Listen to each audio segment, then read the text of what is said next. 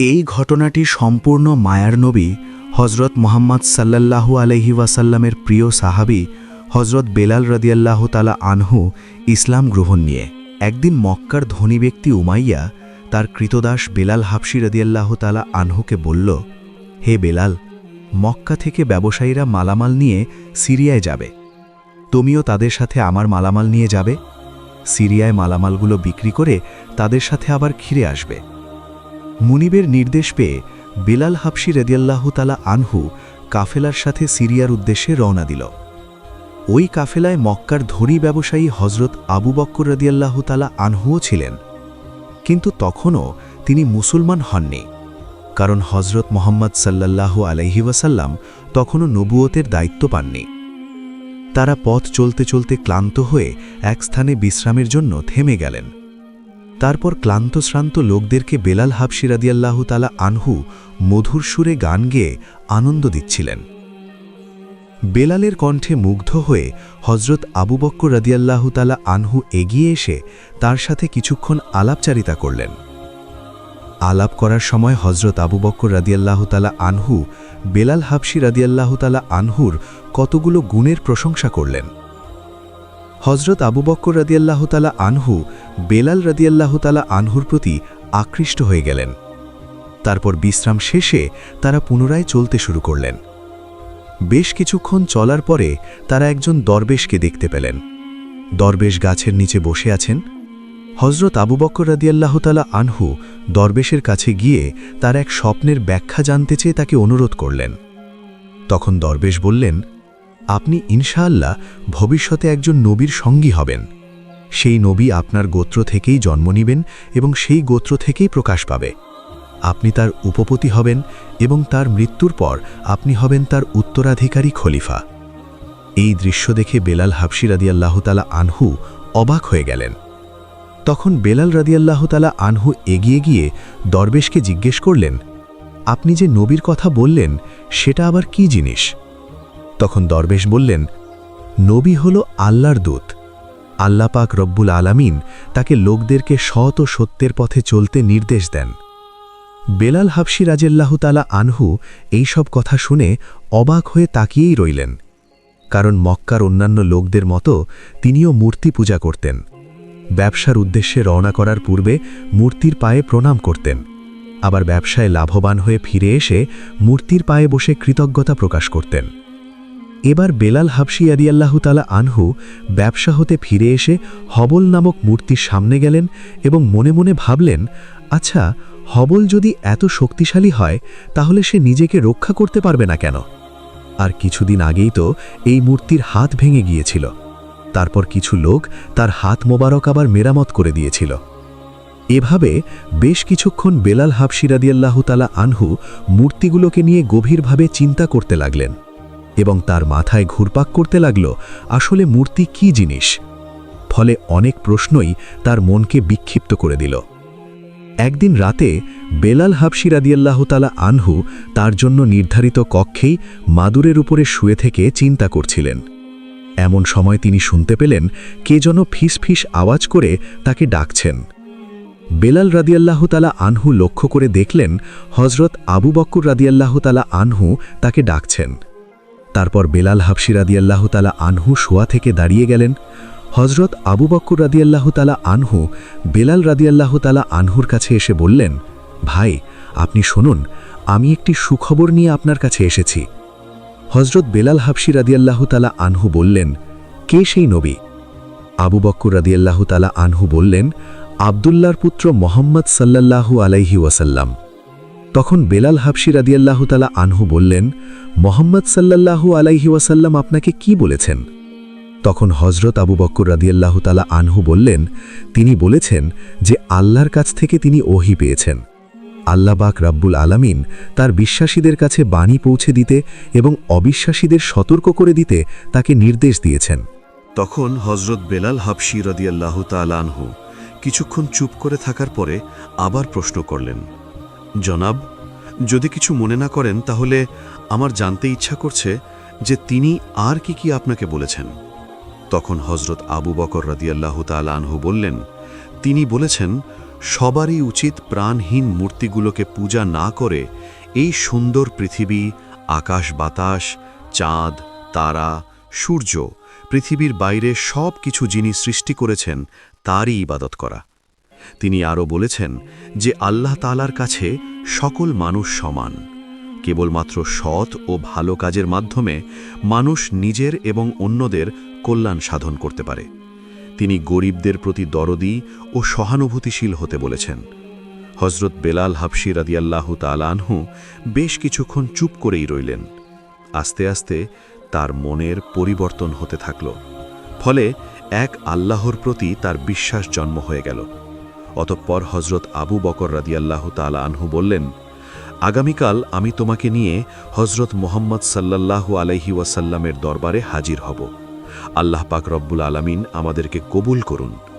বেলাল হাবশী রাদিয়াল্লাহু তাআলা আনহুকে এই কথা বলেই হজরত আবু বকর রাদিয়াল্লাহু তাআলা আনহু চলে গেলেন।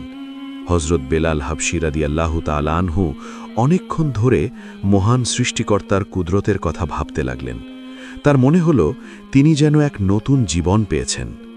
ইসলাম ধর্ম গ্রহণ করার পরও বেলাল হাবশী রাদিয়াল্লাহু তাআলা আনহু প্রাথমিকভাবে তার কাফের মনিবের কাজ চালিয়ে যাবেন বলে সিদ্ধান্ত নিলেন।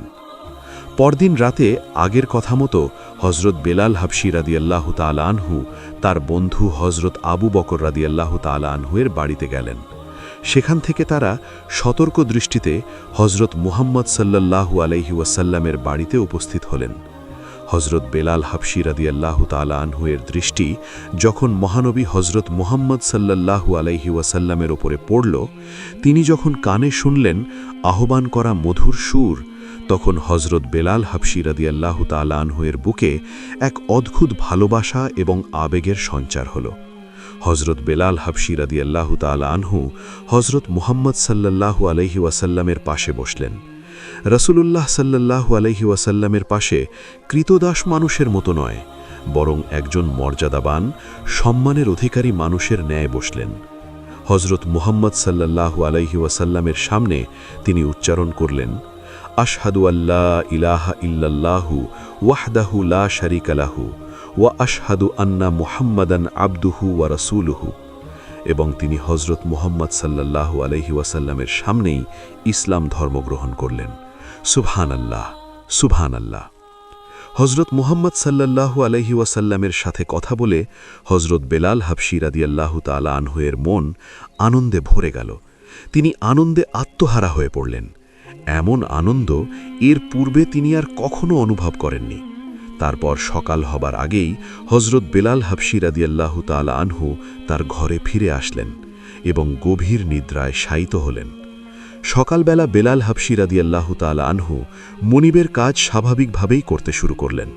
কিন্তু রাতের বেলা সবাই যখন ঘুমিয়ে যায়, তখন হজরত বেলাল হাবশী রাদিয়াল্লাহু তাআলা আনহু গোপনে বাসা থেকে বের হয়ে ছুটে আসেন রাসূলুল্লাহ সাল্লাল্লাহু আলাইহি ওয়াসাল্লামের কাছে।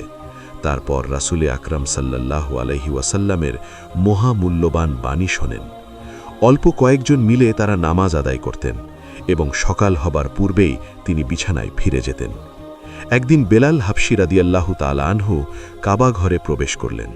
তখন তার সামনে সারি সারি মূর্তি সাজানো ছিল। তখন তার পূর্বের স্মৃতি মনে ঝলক দিয়ে উঠল। ফলে তার মন লজ্জায়, ঘৃণায়, অনুশোচনায় ভরে গেল। তখন তিনি সবচেয়ে বড় মূর্তি হাবেলের সামনে দাঁড়িয়ে দাঁতে দাঁত পিষে বিড়বিড় করে বললেন, এই যে প্রাণহীন দুর্বল দেবতা, তুমি না খুবই শক্তিশালী, তবে কোথায় ছিলে তখন যখন তোমার হাত ভেঙে গিয়েছিল? তুমি তাকে ঠেকাতে পারোনি। তোমার এত অহংকার কোথায় ছিল যখন তোমার মূর্তি পূজারীরা তোমার ভাঙা হাত জোড়া দিয়ে দিয়েছিল? আসলে তুমি তো মাটি, কাদা, পাথর ছাড়া আর কিছুই নও। তোমাকে ভেঙে টুকরো টুকরো করে ফেললেও, তোমার মুখে থুথু নিক্ষেপ করলেও তুমি কিছুই করতে পারবে না। তখন বেলাল হাবশী রাদিয়াল্লাহু তাআলা আনহু এই কথা বলে মূর্তির মুখে থুথু নিক্ষেপ করলেন এবং সেখান থেকে চলে গেলেন।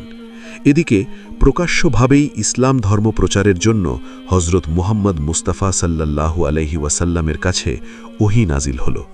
হজরত মুহাম্মদ মুস্তাফা সাল্লাল্লাহু আলাইহি ওয়াসাল্লাম মক্কাবাসীদেরকে এক আল্লাহ তাআলার ইবাদত করার জন্য আহ্বান করলেন। তিনি মূর্তি পূজা ছেড়ে দিতে তাদেরকে আদেশ করলেন। এতে মক্কার প্রভাবশালী কুরাইশরা রেগে ভয়ানক ক্ষিপ্ত হয়ে উঠলেন। তারা সবাই একত্রিত হয়ে ইসলাম ধর্মের বিরুদ্ধে রুখে দাঁড়ালেন। তারপর মক্কার কাফেররা হজরত মুহাম্মদ সাল্লাল্লাহু আলাইহি ওয়াসাল্লামকে মেরে ফেলার জন্য গোপনে আলোচনা শুরু করলেন। আলোচনা চলাকালীন একজন লোক উমাইয়ার কানে কানে এসে কি যেন ফিসফিস করে বলল। লোকটির কথা শুনেই উমাইয়া ভীষণ রেগে ফেটে পড়ল। রাগান্বিত হয়ে বলল, কি বললে তুমি? বেলাল ইসলাম ধর্ম গ্রহণ করেছে? তুমি কি সত্যি বলছো? লোকটি তখন বলল, হ্যাঁ জনাব, আমি সত্যি কথাই বলছি। অবশ্যই বেলাল ইসলাম ধর্ম গ্রহণ করেছে। উমাইয়া বলল, তুমি কি নিজের চোখে দেখছ যে বেলাল মুহাম্মদের কাছে যায়? লোকটি বলল, হ্যাঁ, অনেকবারই দেখছি। তখন আবারও লোকটি বলল, এর চেয়ে একটা ভয়ানক দৃশ্য আমি দেখছি। উমাইয়া বলল, কি সেই দৃশ্য? লোকটি বলল, আমি একদিন দেখলাম বেলাল আমাদের সম্মানিত দেবতা হাবলের মুখে থুতু নিক্ষেপ করেছে। তখন উমাইয়া বলল, তুমি এসব কি বলছো? রাগে উমাইয়ার মাথা প্রচণ্ড অগ্নিশর্মা হয়ে গেল। উমাইয়া চেঁচিয়ে চেঁচিয়ে বলল, বেলালের এত বড় সাহস হলো কিভাবে? এটা এক অমার্জনীয় অপরাধ। এই গোপন বৈঠকে কুরাইশদের নেতা আবু জাহেলও ছিল। আবু জাহেল বলল, এই কিনা গোলামের এত বড় স্পর্ধা! বেলালকে এমন কঠিন শাস্তি দিতে হবে যেন তাকে দেখে আর অন্য কোনো গোলাম এমন স্পর্ধা দেখানোর সাহস না পায়, এবং মুহাম্মদের এই আহ্বান বন্ধ করতে হবে। তার কারণে দুর্বল চরিত্রের লোকদেরকে নষ্ট হতে দেওয়াই যাবে না। তখন উমাইয়া খুশি হয়ে বলল, আপনি ঠিকই বলেছেন জনাব। তখন আবু জাহেল আরও রাগান্বিত স্বরে বলল, মুহাম্মদের নতুন ধর্মগ্রহণকারী বেলালকে কোনো রকম দয়া ও মায়া দেখানো যাবে না। আমি প্রতিজ্ঞা করছি, মুহাম্মদের ওই নতুন ধর্মকে আমি অচিরেই গলা চিপে হত্যা করব। তারপর উমাইয়া খুব রেগে হজরত বেলাল হাবশি রাদিয়াল্লাহু তাআলা আনহুয়ের ঘরে এসে শুনলেন হজরত বেলাল হাবশি রাদিয়াল্লাহু তাআলা আনহু কি যেন আবৃত্তি করেই যাচ্ছেন। এমন আবৃত্তি তিনি আর কখনোই শোনেননি। তাই উমাইয়া বিড়বিড় করে বলল, নিশ্চয়ই মোহাম্মদের কোরআনের সেই শব্দ। মোহাম্মদ আমাদের কেনা গোলামকে তার জাদুবিদ্যার মনমুগ্ধকর করে বশ করে ফেলছে। তখন উমাইয়া চিৎকার করে বলল, ওহে বেলাল, তুই কি করছিস? তখন হজরত বেলাল রাদিয়াল্লাহু তাআলা আনহু নম্র সুরে ধীরে ধীরে উত্তর দিলেন, আল্লাহর কালাম পড়ছি। তখন উমাইয়া বলল, আল্লাহর কালাম মানে? মনিবের কথা শুনে বেলাল হাবশি রাদিয়াল্লাহু তাআলা আনহু বললেন, আল্লাহ তাআলা পবিত্র কোরআন নাজিল করেছেন। তিনি তার বান্দাদের যেসব জ্ঞান দিয়েছেন, এসব সেই জ্ঞানেরই কথা। তখন উমাইয়া চেঁচিয়ে বলল, যথেষ্ট হয়েছে, আর কথা বাড়িয়ে লাভ নেই। কিন্তু হজরত বেলাল হাবশি রাদিয়াল্লাহু তাআলা আনহু তখনও ওই একই কথা বলেই চলছেন। আল্লাহ তাআলা সবকিছুরই সৃষ্টিকর্তা, তিনি সর্বশক্তিমান, আর তার কোনো অংশীদারিত্ব নেই। তখন উমাইয়া বলল, ওরে গোলাম, তোর সাহসের সীমারেখা দেখছি অনেক বেড়েই চলছে। তুই আমাদের ধর্ম, আমাদের দেবতাকে ভুলেই গিয়ে এক জাদুকরের পথে ভ্রান্ত হয়ে গিয়েছিস। হজরত বেলাল রাদিয়াল্লাহু তাআলা আনহু বললেন, হে আমার মনিব, আমি ভুল পথে চলছি না। আল্লাহ তাআলা আমাকে সহজ সরল এবং সঠিক পথে পরিচালিত করেছেন। এবার উমাইয়া আর সহ্য করতে না পেরে বেলাল রাদিয়াল্লাহু তাআলা আনহুয়ের গালে জোরে একটি চড় মেরে দিলেন। হজরত বেলাল হাবশি রাদিয়াল্লাহু তাআলা আনহুকে মাটিতে ফেলে দিয়ে গলা ফাটিয়ে চিৎকার করে বলল, বেয়াদব, বেয়াক্কেল কোথাকার! তুই হলি আমার খরিদ করা গোলাম। আমি তোকে যেভাবে চালাবো সেভাবেই চলবি। আমি যা করতে বলবো তাই করবি। আমি যা বিশ্বাস করি, যে দেবতাকে মান্য করি, তোকেও তা মানতে হবে এবং বিশ্বাস করতে হবে। তখন বেলাল হাবশি রাদিয়াল্লাহু তাআলা আনহু নম্রস্বরে জবাব দিলেন, নিশ্চয়ই আপনি আমার মনিব। আপনি আমাকে টাকা দিয়ে কেরায় করে নিয়েছেন, কিন্তু আপনি শুধু আমার দেহটাকে কিনে নিয়েছেন, মনটা সম্পূর্ণ আমার। এখন আমি আল্লাহ পাক রব্বুল আলামিন ছাড়া আর কাউকেই বিশ্বাস করি না, আর কখনো করবও না। তখন উমাইয়া বলল, চুপ থাক বেয়াদব, তোকে দেখছি মুহাম্মদ একেবারেই নষ্ট করে দিয়েছে। বেলাল হাবশি বললেন, মুহাম্মদ সাল্লাল্লাহু আলাইহি ওয়াসাল্লাম আমাকে নষ্ট করেননি, বরং তিনি আমাকে ঠিকমতো চলার পথ দেখিয়েছেন। তখন উমাইয়া তার কেনা গোলামের সাহস দেখে বিস্ময়ে হতবাক হয়ে গেলেন। উমাইয়া রেগে অগ্নিশর্মা হয়ে বলল, ওরে কালো কুচকুচে গোলাম, আমি আমার দেবতাদের নামে কসম করে বলছি, তুই তোর এই ধর্ম না ছাড়া পর্যন্ত তোকে আমি যত রকমের কঠিন শাস্তি আছে তাই দেব। তোরা আল্লাহ আল্লাহ করা ইসলাম ধর্ম মেনে চলার মজাটা আমি তোকে অবশ্যই দেখিয়ে দেব। তখন বেলাল হাবশি রাদিয়াল্লাহু তাআলা আনহুর মুখ থেকে আপনা আপনি বেরিয়ে গেল, আমার জান বেরিয়ে গেলেও আমি ইসলাম ধর্ম ছাড়বই না, কারণ ইসলাম হলো মানুষের জন্য মুক্তির ধর্ম। ইসলাম আমার জীবন, ইসলামই আমার মরণ। আমার জান যা যাক, তবুও আমি ইসলাম ধর্ম পরিত্যাগ করব না। তারপর উমাইয়া বেলাল হাবসি রাদিয়াল্লাহু তাআলা আনহুর ওপর কঠোর নির্যাতন করার নির্দেশ দিল। ফলে শুরু হলো চাবুকের আঘাত। কিন্তু তবুও বেলাল রাদিয়াল্লাহু তাআলা আনহুর মুখ থেকে একটি ধ্বনি সবসময় উচ্চারিত হতে থাকল। তিনি বলতে লাগেন, আহাদ আহাদ, অর্থাৎ আল্লাহ এক, আল্লাহ এক। হযরত বেলাল হাবসি রাদিয়াল্লাহু তাআলা আনহুর দুইটি হাত পেছনের দিক থেকে বেঁধে দেওয়া হলো। গলাতে পেঁচানো হলো শক্ত মোটা একটি রশি। তারপর তাকে চাবুকের পর চাবুক মেরে নির্মমভাবে আঘাত করতে লাগল। কি নির্মম নিষ্ঠুর নির্যাতন! হযরত বেলাল হাবসি রাদিয়াল্লাহু তাআলা আনহুর শরীর থেকে ঝরঝর করে রক্ত ঝরতে লাগল। একটা সময় তিনি জ্ঞান হারিয়ে ফেললেন। কিছুক্ষণ পর আবার জ্ঞান ফিরে আসলো। তিনি দেখলেন তাকে একটি অন্ধকার কুঠুরিতে বন্দী করা হলো। এখন আর তার বুঝতে বাকি থাকল না যে মৃত্যু পর্যন্ত তাকে রাত দিন এখানেই কাটাতে হবে। তার চোখের সামনে ভেসে উঠল তার ভাই এবং বোনের মুখ। তিনি মনে মনে ভাবলেন, আর একবার যদি তাদের কাছে যেতে পারতাম, একবার যদি তাদেরকে দেখতে পারতাম। মহানবী হযরত মুহাম্মদ মুস্তাফা সাল্লাল্লাহু আলাইহি ওয়াসাল্লামের মুখটাও তাদের সামনে ভেসে উঠল। বেলাল রাদিয়াল্লাহু আনহু উঠে বসতে চাইলেন, কিন্তু মাথা ঘুরে আবার পড়ে গেলেন, কারণ সারা শরীরে ছিল অসহ্য ব্যথা। কিন্তু তবুও তিনি আল্লাহর উপর থেকে কোনোভাবেই ঈমান ছাড়লেন না। সুবহানাল্লাহ, সুবহানাল্লাহ। পরের দিন সকালবেলা উমাইয়া এবং তার দলবল দেখতে আসলো যে বেলাল হাবসি রাদিয়াল্লাহু আনহু মরে গেছে নাকি বেঁচে আছেন। তারা দেখল বেলাল হাবসি রাদিয়াল্লাহু আনহু এখনও বেঁচে আছেন। উমাইয়া বেলাল হাবসি রাদিয়াল্লাহু আনহুর কাছে এগিয়ে গেল। উমাইয়া ভেবেছিল তার কেনা গোলাম তার পা জড়িয়ে ধরে মাপ চাইবেন, কিন্তু তার বদলে সেই একই কথা তার মুখ থেকে বের হচ্ছিল। তিনি বলতে লাগলেন, আল্লাহ এক, আল্লাহ এক। উমাইয়া তার লোকদেরকে আদেশ দিল, এই বেয়াদ্দবটাকে মক্কার পথে টেনে হিঁচড়ে নিয়ে যাও, এই বিদ্রোহী গোলামের আমার কোনো প্রয়োজন নেই। আদেশ পেয়ে উমাইয়ার লোকেরা অতি উল্লাসে হযরত বেলাল হাবসি রাদিয়াল্লাহু তাআলা আনহুকে দড়ি দিয়ে বেঁধে টেনে হিঁচড়ে নিতে শুরু করলেন। অসহনীয় যন্ত্রণায় কুঁকড়ে উঠলেন বেলাল হাবসি রাদিয়াল্লাহু তাআলা আনহু।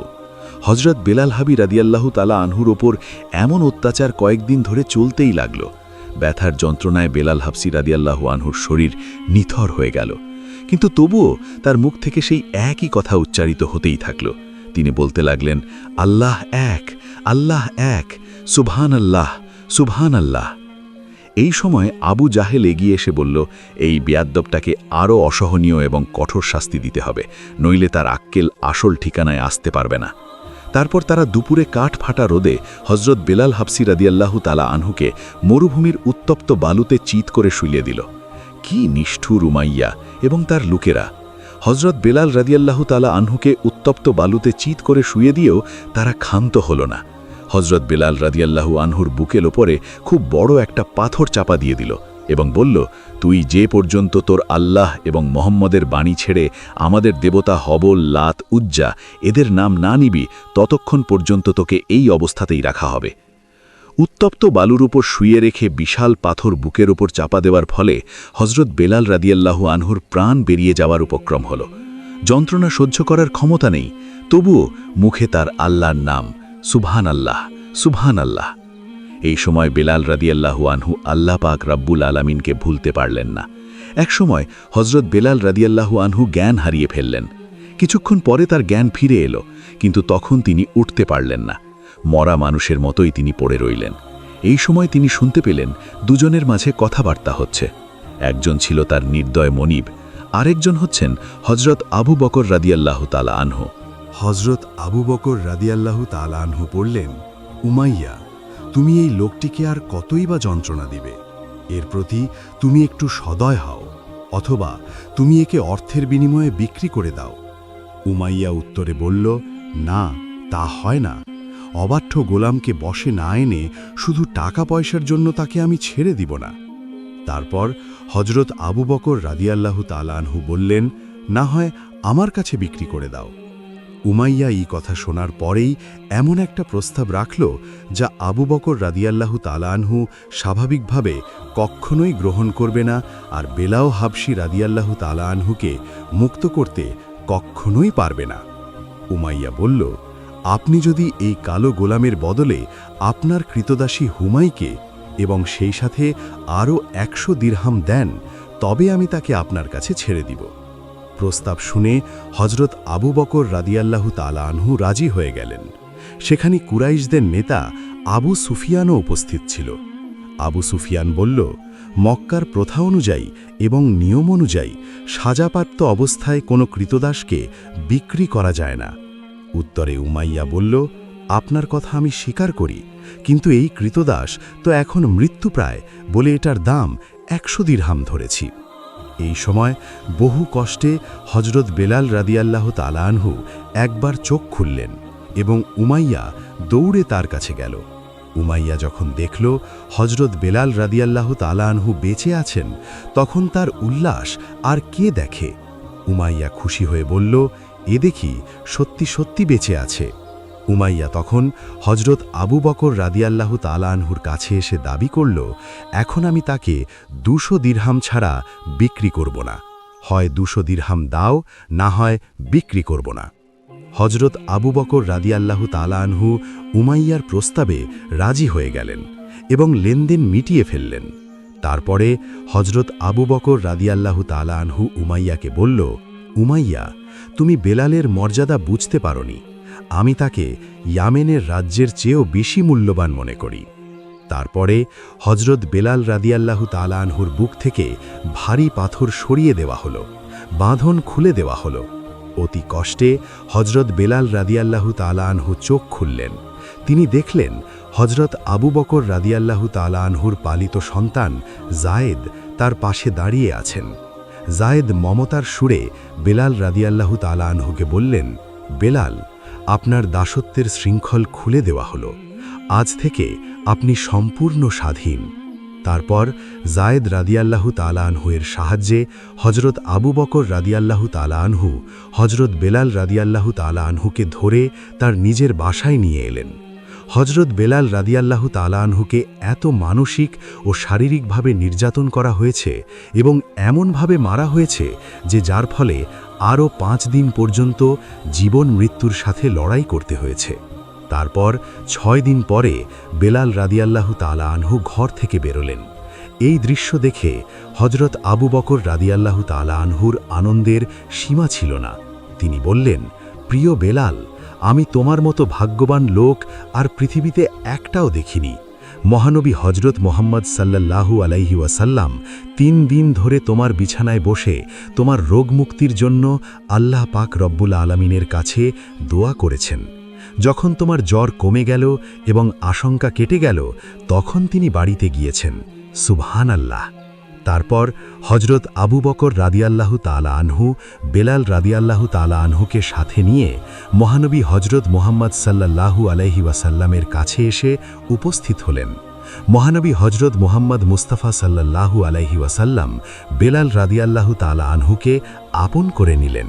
শুরু হলো হজরত বেলাল রাদিয়াল্লাহু তাআলা আনহুর নতুন আনন্দ ভরা জীবন।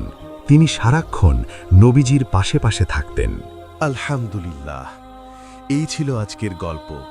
আশা করি এই গল্প থেকে আমরা সবাই শিক্ষা নেব আর আমাদের ঈমান আরও দৃঢ় হবে ইনশাআল্লাহ। যদি গল্পটি ভালো লেগে থাকে তাহলে ভিডিওটিতে একটি লাইক দিন আর এমন অনুপ্রেরণাদায়ক ইসলামিক গল্প শুনতে আমাদের চ্যানেলটি সাবস্ক্রাইব করুন। মন্তব্যে লিখে জানান পরের গল্পে আপনি কি শুনতে চান। পরবর্তী ভিডিওতে আবার দেখা হবে। ততদিন পর্যন্ত আল্লাহ হাফেজ।